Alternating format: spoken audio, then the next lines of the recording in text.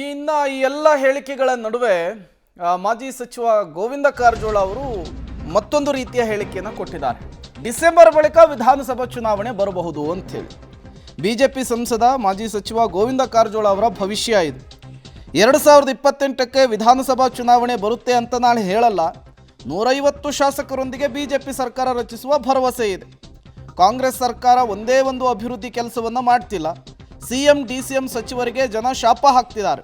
ಚಿತ್ರದುರ್ಗ ಜಿಲ್ಲೆಯ ಚಳ್ಳಕೆರೆ ಪಟ್ಟಣದಲ್ಲಿ ಗೋವಿಂದ ಕಾರಜೋಳ ಕೊಟ್ಟಂತಹ ಹೇಳಿಕೆ ಇದು. ಸರ್ಕಾರ ಬಂದು 3 ವರ್ಷ ಆಗೋದಕ್ಕೆ ಬಂತು, ಇನ್ನೂ ಕೂಡ ಸರ್ಕಾರ ರಚಿಸಿ ಕಾಂಗ್ರೆಸ್ಸನ್ನು ಬೀಳಿಸಿ ಬಿಜೆಪಿಯನ್ನು ಅಧಿಕಾರಕ್ಕೆ ತರುವಂತಹ ಕನಸನ್ನು ಕಾಣ್ತಾ ಇದ್ದಾರಲ್ಲ, ಇದು ಗೋವಿಂದ ಕಾರಜೋಳ ಅವರ ಮಾತು.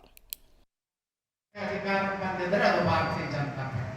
ನಿಮ್ಗೆ ಗೊತ್ತಿದೆ, ಜನರ ಬೆಂಬಲ ಕಾರ್ಯಕರ್ತರ ಹೋರಾಟ, ಜನರ ಬೆಂಬಲ ಕಾರ್ಯಕರ್ತರ ಹೋರಾಟದಿಂದ ಮುಂದೆ ಬರ್ತಕ್ಕಂಥ ಚುನಾವಣೆ ನಾ 2028ಕ್ಕೆ ಬರ್ತದಂತ ಹೇಳೋದಲ್ಲ, ಡಿಸೆಂಬರ್ದ ನಂತರ ಯಾವುದೇ ಸಂದರ್ಭದಲ್ಲಿ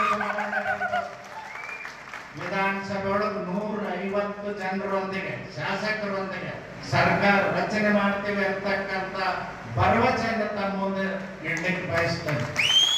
ಎಂದೇ ಚುನಾವಣೆ ಆದರೂ ವಿಧಾನಸಭೆ